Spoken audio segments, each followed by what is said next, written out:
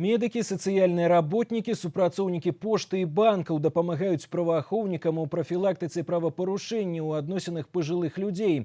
З пачатку года ў вобласці іх зарэгістравана больш за 1000, і часцей за ўсё гэта маёмасныя злачынствы.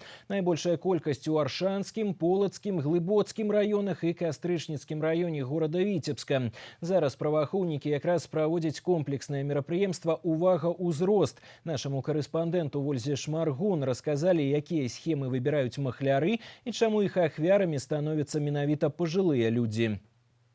У той дзень сацыяльны работнік Кацярына Вішнеўская наведвала сваю падапечную Надзею Фёдоровну. Гаспадыня сустрэла яе на прысядзібным участку, прайшлі ў дом. І тут Кацярына пачула шум у адным з пакояў і насцярожылася. Нязванай госцей аказалася незнаёмая жанчына. Я начала у нее спрашивать о том, что вы у нее взяли. Она говорит, ничего.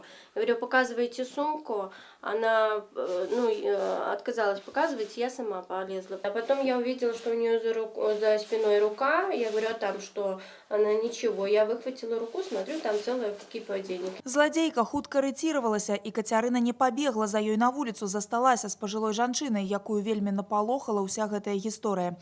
Выклікаць міліцыю ў той дзень не сталі, грошы засталіся ў бабулі, і яна не захацела залішніх турбот, просто падзякавала сацработніку за дапамогу. Конечно, благодарна. Дай Бог и всего хорошего. И она переходит на другую работу, как она никаких проблем не знала. Праз месяц Кацярына ўбачыла на вуліцы жанчыну, падобную на колішнюю зладзейку, і ўсё ж патэлефанавала ў міліцыю. Аказалася, на ліку правапарушальніцы не адно падобнае злачынства. Пажылых людзей махляры выбіраюць свядома. Яны даверлівыя, неабароненыя і свае зберажэнні рэдка нясуць у банк, захоўваюць дома. Каб выманіць грошы, схемы могуць быць абсалютна розныя. Праверка лічыльнікаў вады, абслугоўванне аконных рам, дапамога па гаспадарцы. Они стараются войти к ним в доверие, обмануть, скажем так, завладеть их денежными средствами, каким-то другим имуществом. На сегодняшний день основная категория преступлений, совершаемых в отношении пожилых людей, это имущественные преступления.